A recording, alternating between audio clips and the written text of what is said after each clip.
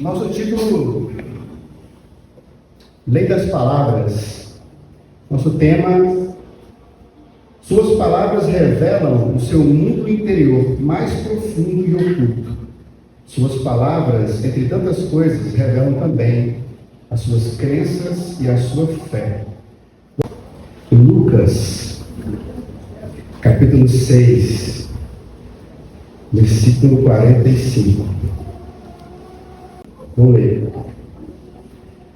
A pessoa boa tira o bem do bom tesouro do coração, e a pessoa má tira o mau tesouro do seu coração, porque a boca fala o que está cheio do coração. Vamos orar? Senhor, nosso Deus, nosso Pai, te damos graças, Senhor, por esse momento. Estamos na tua casa, tua presença, para aprendermos um pouco mais, Senhor, sobre a tua palavra. Me reveste a tua bênção, Pai, a tua autoridade, a tua permissão, Senhor, para estar aqui, para poder falar aquilo que o Senhor tem me dado no meu coração. Peço ao Senhor que se manifeste a essa igreja do mesmo modo que o Senhor tem se manifestado na minha. Do mesmo modo que o Senhor tem falado no meu coração, para no sofá, no coração da sua igreja. Essa é a minha oração em nome de Jesus. Amém. Falar é dom de Deus. A gente fala que Deus nos dá tantas coisas, ou a gente tem a mania, talvez, de dizer, quando a gente vê alguém cantando, olha, você canta, você tem o dom de cantar. E eu digo, você fala, você tem o dom de falar. Você já percebeu isso? Quantas criaturas que há no universo que não falam, que não proferem nenhuma palavra? Será que Deus foi injusto a não deixar os animais falarem também? Eu penso que, sim, os animais têm o seu modo de louvar a Deus, com sons, com cantos. Temos a família dos papagaios que repetem algumas palavras que nós falamos. Mas falar de modo complexo, elaborar frases, os animais não fazem isso. Quantas palavras eu posso aprender? Eu posso falar certo e falar errado. Quantas línguas eu posso aprender? Isso depende do meu esforço, Isso depende do meu esforço? Ou depende apenas do dom? Eu tenho o dom de falar, mas tendo o dom de falar, eu falo certo ou falo errado? O que você faz com o seu dom é de sua responsabilidade. Você prestará contas a Deus referente aos dons que Ele te deu. Quero propor uma mudança em um provérbio popular que diz: falar é fácil, difícil é fazer. Eu pensei sobre esse provérbio. Eu pensei assim, eu entendi o que ele quer dizer. Na prática, pensando no outubro, no período das eleições, prometer é fácil, difícil é cumprir. Nesse sentido que eu enxerguei esse provérbio. Porque eu penso que há palavras que não são fáceis de falar.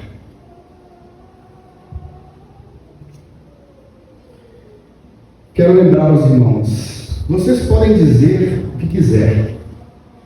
Você pode declarar o que você quiser. A vida e a morte estão no poder das palavras. Eu sou livre para falar. A gente sempre cresce muito em períodos difíceis. E teve um período difícil, que eu achei um vídeo na internet, que ele fazia uma espécie de meditação guiada. E nessa meditação, ele falava no final a seguinte frase: eu sou livre, eu sou livre, eu sou livre, eu sou livre. Eu serei muito feliz. Eu serei muito feliz. E nada nada vai me deter. E eu percebi que eu nunca tinha dito essas palavras dessa forma, repetindo, meditando no poder que elas têm.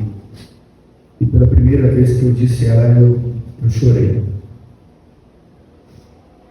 E eu quero propor para vocês pensarem nisso. Você consegue dizer, eu serei muito feliz? Complete a frase, eu farei. O que você faria se suas palavras tivessem tanto poder, assim que você dissesse, aquilo aconteceria?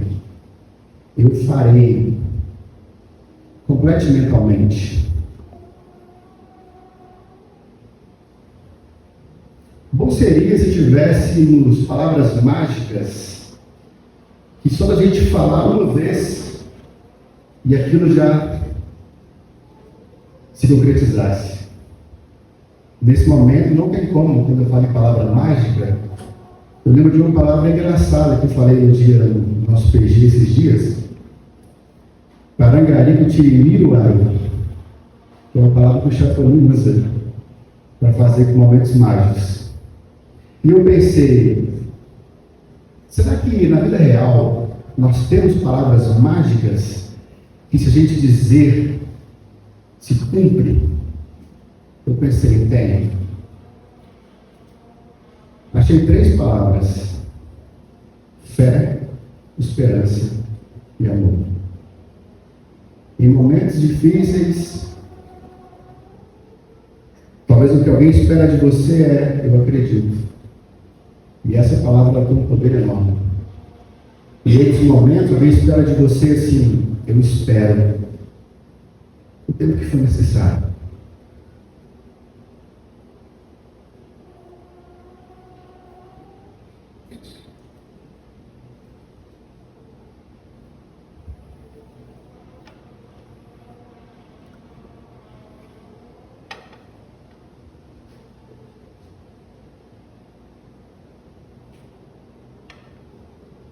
Outra palavra mágica, amor. Eu te amo. Essa palavra é muito poderosa. E tem pessoas que esperam ouvir ela de você.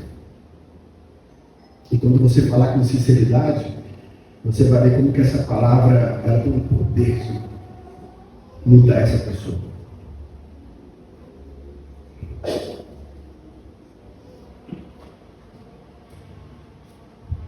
Existem palavras que não são fáceis de dizer. Volto a dizer. Tem palavras que levam a vida toda para ser gerada aqui dentro. Uma frase que eu levei a vida toda para dizer. Eu nasci para ser santo. Eu nasci para ser santo. Eu não nasci para ser pecador. Uma frase muito comum, mas que nós podemos dizer com sinceridade, ou dizê-la com sinceridade é muito difícil. Já estou crucificado com Cristo. Agora já não vivo mais eu, mas Cristo vive em mim. E as palavras sobre o sentido da vida também foram palavras que demoraram a vida toda para ser gerado aqui dentro. Eu lembro que eu perguntava às pessoas, qual é o sentido da vida? E eu queria ouvir a resposta. Qual que é o sentido da vida? Às vezes a pessoa falava e eu dizia, não bate com a Bíblia. Não é o que eu procuro ainda, eu quero outra coisa.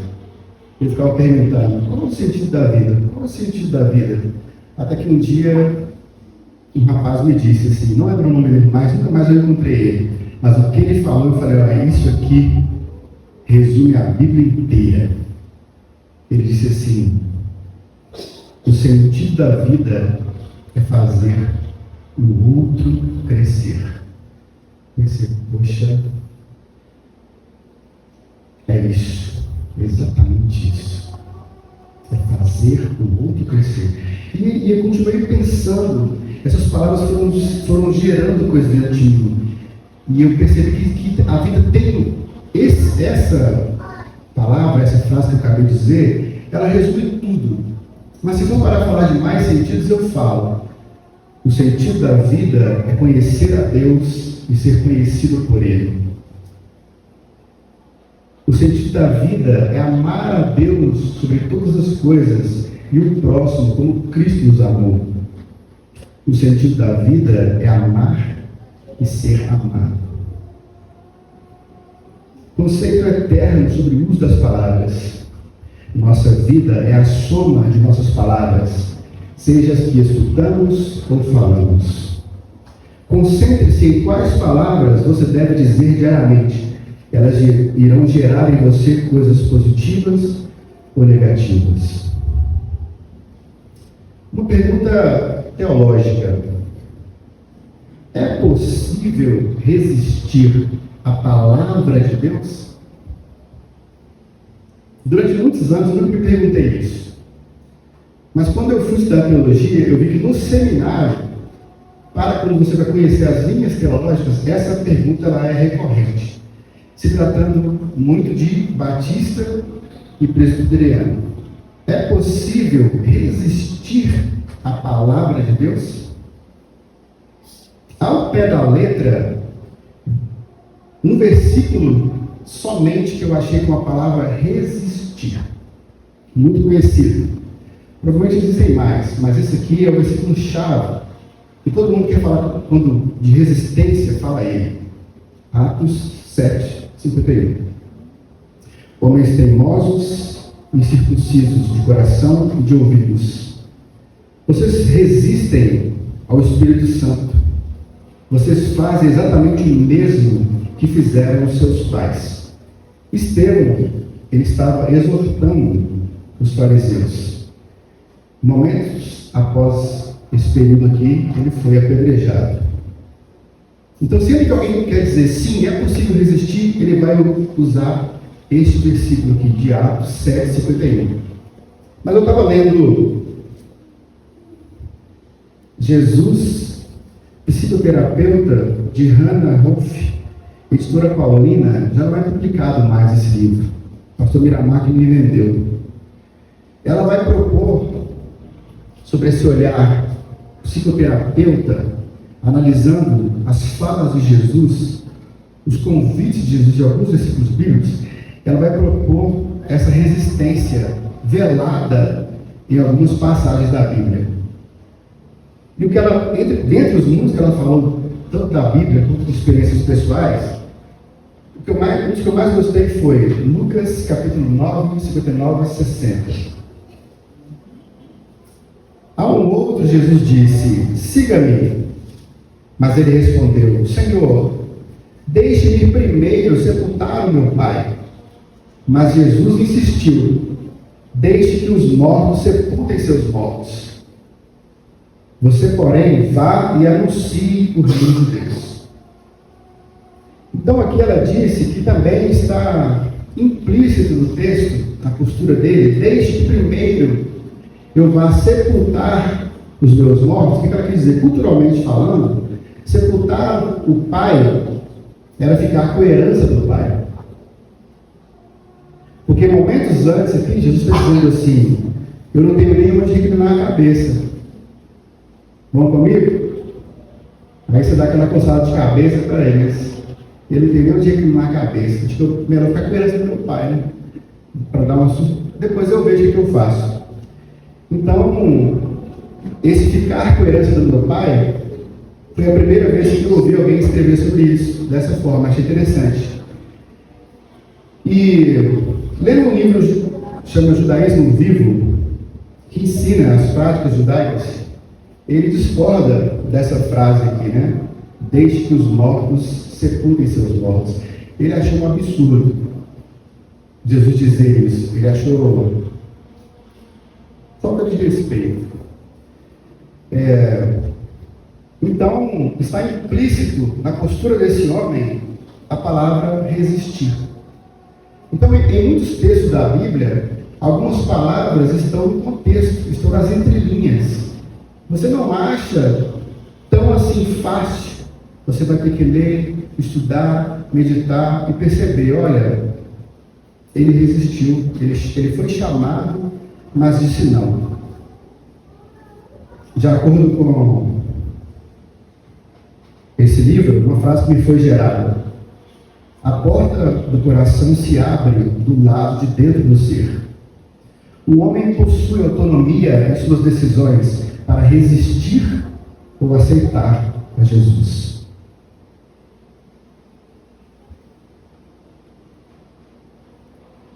Hoje está dando cedo.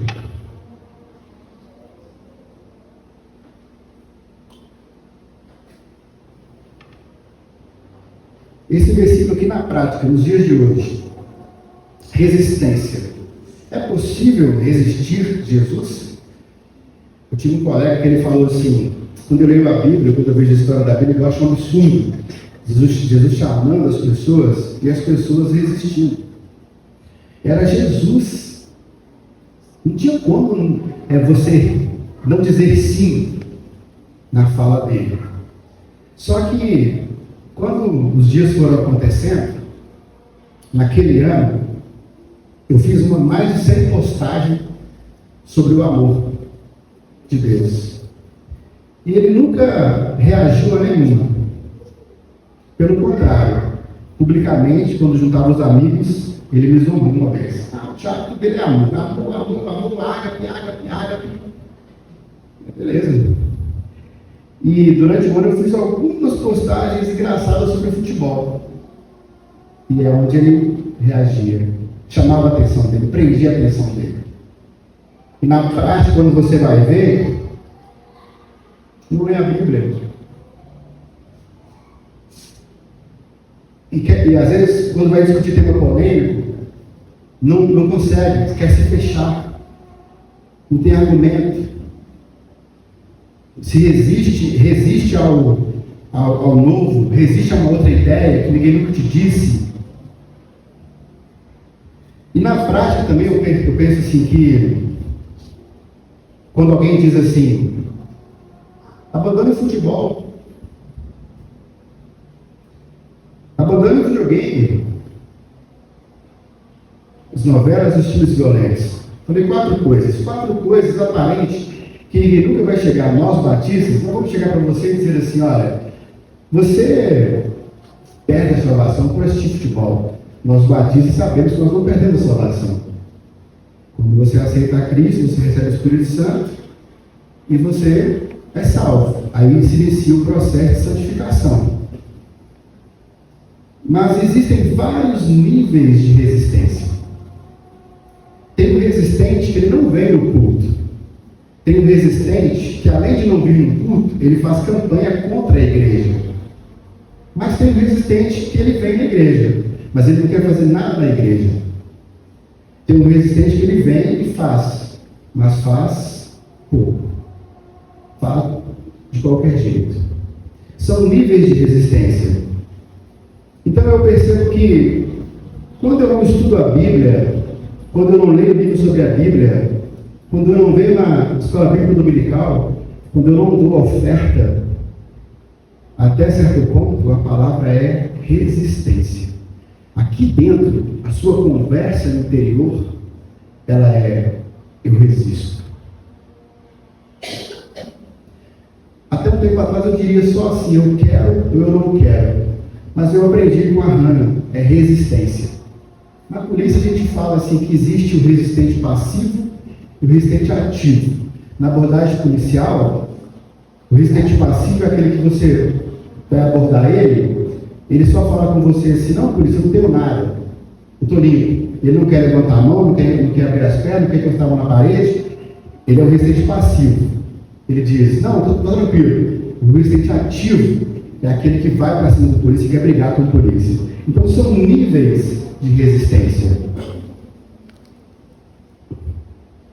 E você pode arrumar sempre uma desculpa para não abandonar as coisas do mundo. Você vai se dando desculpa ao longo dos anos para várias coisas. São vários motivos. Mas eu queria chamar a atenção para essa palavra: resistência. É possível resistir à palavra de Deus? Jesus e Beelzebul. Mateus 12, 22, 24, 31 a 32. Então trouxeram Jesus o endemoniado, cego e mudo. Jesus o curou, e o homem passou a falar e ver. E toda a multidão se admirava e dizia: não seria este, por acaso, o filho de Davi? Mas os fariseus, ouvindo isso, diziam: este não expulsa demônios, senão pelo poder de Beelzebul, o maioral dos demônios. Aqui é versículo 24. Aí Jesus fala algumas coisas, 10 versículos depois, ele vai tocar no assunto blasfêmia. Por isso digo a vocês que todo pecado de blasfêmia serão perdoados aos homens, mas a blasfêmia contra o Espírito Santo não será perdoada. Se alguém disser alguma palavra contra o Filho do Homem, isso lhe será perdoado. Mas se alguém falar contra o Espírito Santo, isso não lhe será perdoado. Isso está em Mateus 12. Logo em seguida, Jesus diz sobre a prestação de contas, sobre as suas palavras que você diz. Ele fala assim, 4 versículos depois: no dia do juízo, você prestará conta de toda palavra que tiver proferido, sejam elas boas ou más. Por suas palavras você será justificado, e por suas palavras você será condenado. Aqui tem o termo justificação, que é um termo da teologia reformada, ela toca muito nesse assunto. Nós somos justificados pela fé. E a palavra aqui no grego é a mesma palavra de Romanos, é a palavra que Jesus usa nesse texto de Mateus. Por suas palavras vocês serão justificados, por suas palavras vocês serão condenados. E eu entendo esse texto, eles estão se conectando. Um não anula o outro, um completa o outro. Por quê? Porque as suas palavras revelam o seu mundo interior. As suas palavras revelam a sua fé. Então, se você chama a Deus, Jesus, de Beelzebul, com certeza as suas palavras lá dentro, o seu mundo interior é isso. Você olha para Jesus, você vê Ele fazendo as coisas e você não consegue perceber que aquilo ali diante de você é o Filho de Deus. Porque talvez para os fariseus o mais de jogo é a questão do poder. Não, mas nós devemos derrubar Jesus, porque a qualquer momento, se essa religião cresce, ela acaba com a nossa. Então, para que a nossa religião não acabe, para que nós não percamos nossos cargos políticos e religiosos, ele tem que ser Beelzebul. Porque se ele não for Beelzebul, então nós teremos que dar ouvido a ele. Se ele for o Filho de Deus, nós teremos que dar ouvido a ele. Dando ouvido a ele, a nossa religião deixa de existir. Então ele tem que ser Beelzebul. Então essa conversa interior que ela acontece, ela vai revelando depois o que eu falo. Uma árvore boa não produz frutos ruins. Uma árvore ruim não produz frutos bons. Uma árvore é identificada por seus frutos. Ninguém colhe figos de espinheiros, nem uvas de abrus espinhosos. O homem bom, do bom tesouro do seu coração tira o bem. O homem mau, do mau tesouro do seu coração tira o mal. Pois a boca fala o que está cheio o coração. O nosso texto inicial, ele está em Lucas 6, 43, 45 e Mateus 7, 17, 23. E também ele lembra um Provérbios 4, 23, que diz: sobretudo o que se deve guardar, guarde a pureza do seu coração, pois ele é a fonte de todo desejo, toda palavra que irá dirigir o rumo de toda a sua vida. Aqui está meio parafraseado, tá, gente? Bom coração, bom tesouro, boas palavras, bons frutos. Mau coração, mau tesouro, más palavras, maus frutos. Parafraseando Provérbios 4, 23. Suas palavras revelam o seu mundo interior, mais profundo e oculto. Suas palavras, entre tantas coisas, revelam também as suas crenças e a sua fé. E aqui em Mateus 10, um pouco antes, Jesus declara: portanto, todo aquele que com suas palavras me confessar diante dos homens, eu também com minhas palavras confessarei diante do Pai que está no céu. Mas aquele que com suas palavras me negar diante dos homens, eu também com minhas palavras o negarei diante do meu Pai. Mateus 10, 32, 33. Semelhantemente, o apóstolo Paulo vai declarar: se você declarar com suas palavras que Jesus Cristo é Senhor e crer em seu coração que Deus ressuscitou dos mortos, que Deus o ressuscitou dos mortos, você será salvo. Pois é crendo com o coração que você é declarado justo diante de Deus. E é declarando com suas palavras que você é salvo. Pois a Escritura diz: todo aquele que nele crê não será envergonhado. Romanos 10, 9 e 11. Onde a Bíblia pôs boca, lábio, eu pus palavra para ficar mais fácil de entender. Esse versículo conecta com Romanos 5:1. Tendo sido, pois, justificados pela fé, temos paz com Deus, por nosso Senhor Jesus. Romanos 3:4. Para que sejam justificados nas tuas palavras e venhas vencer quando fores julgado. Romanos 3:4 está fazendo referência a Salmo 51:4. Porque as palavras que dizemos revelam o nosso coração. As nossas palavras revelam a nossa fé. Crer com o coração. Porque eu percebo que no dia a dia, no meu Instagram, eu já venho um tempo que eu venho impulsionando vídeos sobre relacionamento. Relacionamento entre homem e mulher e relacionamento conjugal. E sempre tem alguém que pergunta: como achar o cônjuge ideal? Como encontrar o relacionamento ideal? E pensando muito sobre isso, eu percebi que as pessoas, elas mentem sobre elas mesmas. Se você apenas confiar no que a pessoa diz, talvez ela vai mentir para ela e vai mentir para você. Então, o melhor nós pedimos orientação a Deus, para que Deus nos ajude nessa escolha, porque Ele conhece a nossa conversa interior. Tem uma conversa que a gente não conta para ninguém. Tem uma conversa, tem palavras que a gente diz aqui em cima do púlpito. Eu não vou falar nenhum palavrão hoje, por exemplo. Por quê? Se eu falar um palavrão hoje, vocês podem esquecer de tudo, menos o palavrão que eu vou falar. E por isso eu percebi que tem palavras que elas não são ditas na cerimônia, mas elas são ditas no vestiário. Chegou no vestiário, fechou a porta, vai trocar a farda, ali o militar, ele revela quem ele é a palavra. Um pouco mais. Na cerimônia era mais velada, no vestiário ele revela um pouco mais. Mas tem palavras que também não são reveladas no vestiário. Tem palavras que nós dizemos lá dentro, só para nós. Nós ocultamos essas palavras de todo mundo. Porque tem palavras que, se a pessoa disser, muita coisa ruim vai acontecer. Então ela não diz. Ela guarda o segredo. E às vezes ela guarda o segredo da vida toda. E nesse sentido de crer com o coração, de palavras com o coração, existe um segredo no Salmo 14.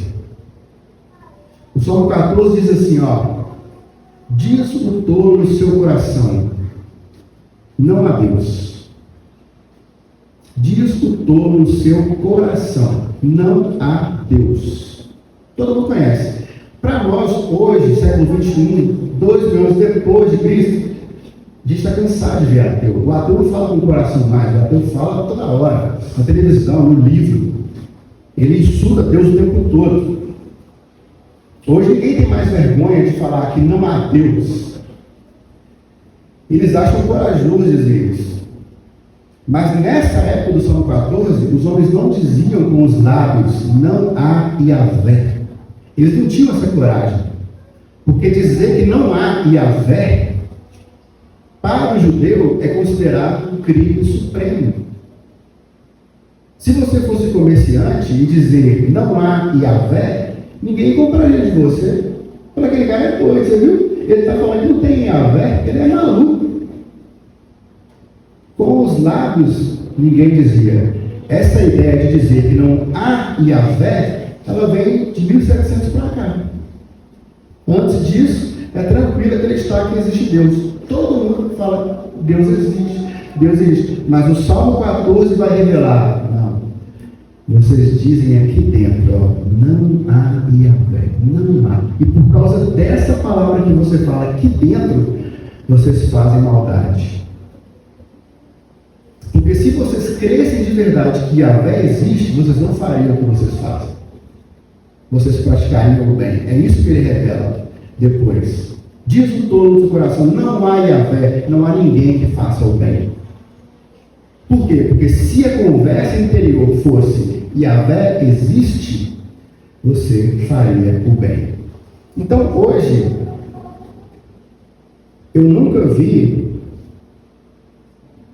um líder dizer assim, olha, não existe amor. Você já viu?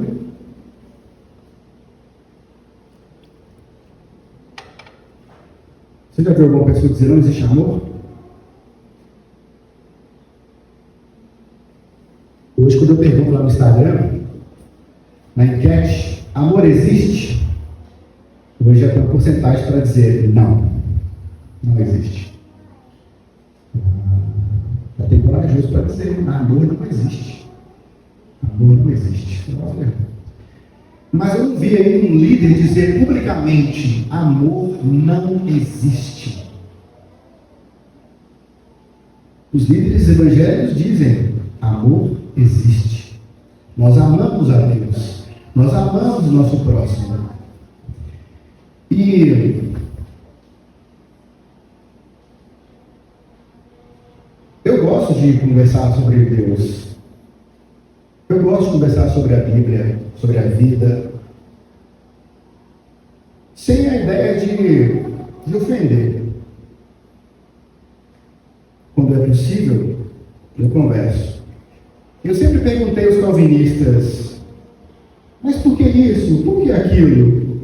Mas como assim não tem liberdade? Mas e aqui agora? E não sei o quê? Então eu sempre enchi os calvinistas de pergunta. E chegando na faculdade, eu fiz duas perguntas finais, assim, que aí eu entendi depois, uma experiência. Uma delas foi, tá, então me responde uma coisa. Abraão está para sacrificar Isaac. Momentos antes ali. Existe a possibilidade de Abraão falhar naquela prova?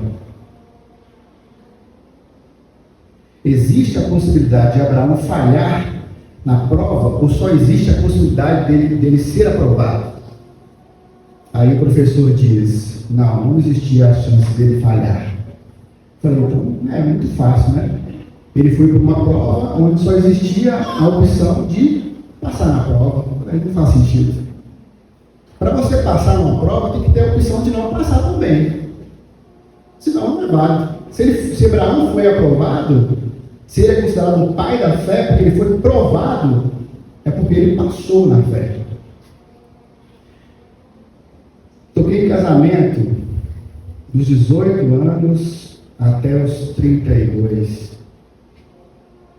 E para a glória de Deus, tocamos a celebração de 50 anos da irmã Celina no Manel. Glória a Deus. Sempre gostei de tocar em casamento. Tem um clima muito legal. E não tem como chegar ao casamento e não pensar na palavra amor. Você chega lá, entrou noiva, pá. E agora? Sempre tem aquele juramento tradicional.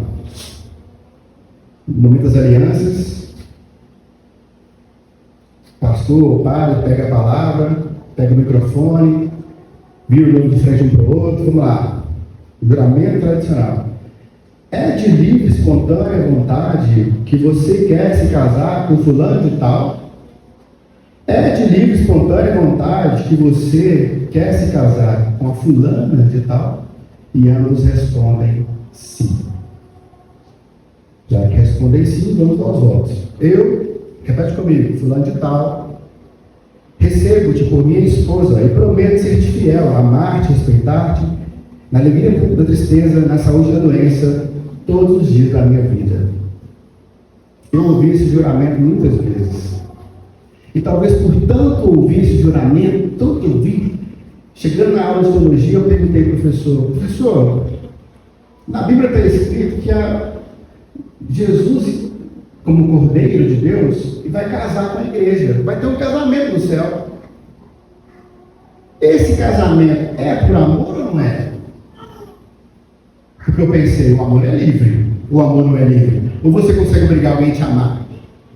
Eu fiquei aguardando a resposta do professor. O professor disse, não. Não é por amor. Nossa. Não é por amor. Eu fiquei em choque.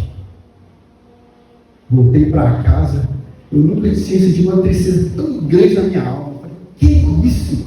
A noiva e o cordeiro não se casam por amor. E agora? Como é que eu vou resolver essa? Como é que eu vou sair dessa?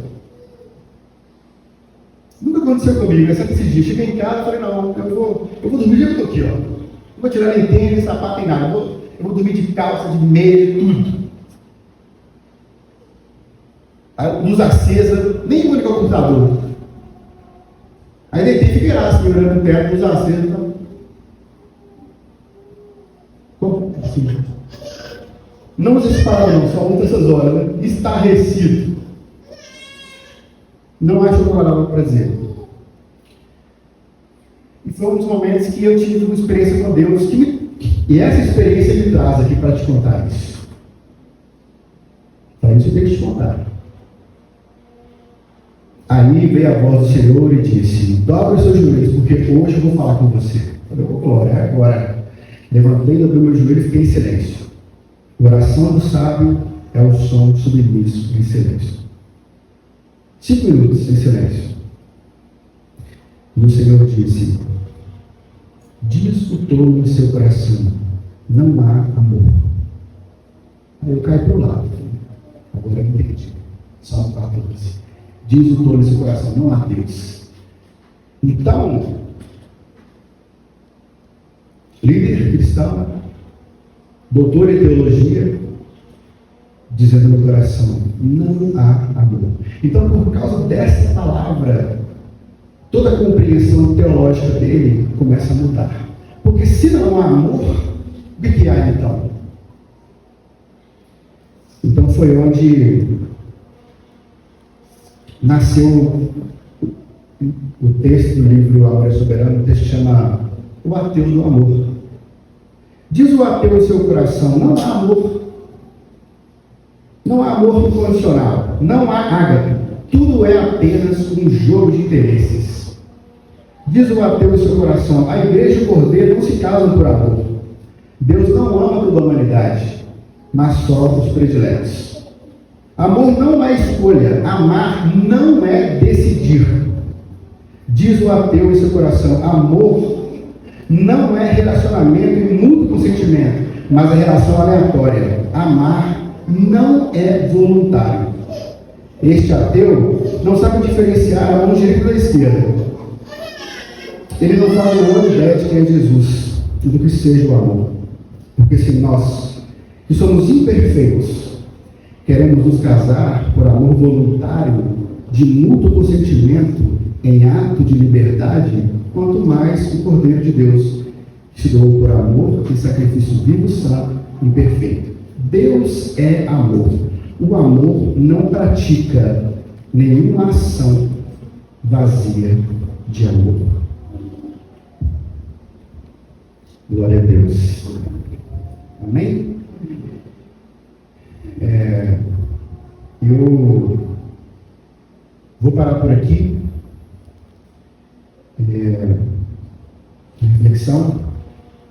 Eu teria mais coisas para dizer, eu preparei mais coisas, vocês me ensinam sempre a te trazer mais, mas eu sinto que por hoje é o suficiente. Muito bom. Os jovens votaram e decidiram que na EBD desse ano, os alunos da EBD, vamos ler a Nova Almeida atualizada. Foi uma proposta que eu fiz para a EBD Jovem. Conversei com o pastor Tarcísio, pedi autorização para trazer para toda a igreja, ele deixou. Então, assim, eu queria convidar também toda a igreja, esse ano de 2025, a lermos uma versão da Bíblia, Nova Almeida atualizada. A ideia é cada ano ler uma versão bíblica diferente. Quando eu publiquei o meu livro em 2021, 2022, eu venho melhorando ele a cada tempo que passa. Eu percebi que você publicar um livro com informações embasadas é muito difícil. Você deve estudar muito, muito. Então eu pensei assim, poxa, se eu estudei muito para fazer o meu livro, então alguém estudou muito, o mesmo tanto que eu, para fazer outros livros. Então eu tomei a decisão de nunca mais parar de ler. Hoje eu me desafiei a ler pelo menos um livro por mês. Né? Estou terminando de ler este, muito bom. Esse aqui é um dos melhores livros que eu já li até hoje, um livro fenomenal. E convido a igreja também. Eu penso que nós dizemos assim, nós queremos crescer na vida. Não queremos? Queremos? O crescimento honesto, ele vem com oração e estudo da palavra. Não consigo compreender, ver o crescimento sem oração e sem estudo. E livros que falam sobre a Bíblia também edificam bastante, sabe? O pastor Miramar me conta que um rapaz chegou para ele, um outro pastor chegou para ele e falou assim, vamos lá em casa, que eu tenho a biblioteca lá em casa. Chegou na casa dele, tinha a Bíblia e o dicionário. Ele falou assim, está aqui, 66 livros e o dicionário, está ótimo. O pastor falou, não foi muito longe. Não tem como.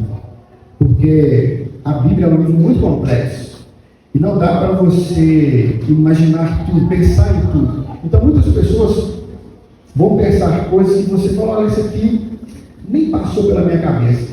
Então eu convido os jovens da igreja.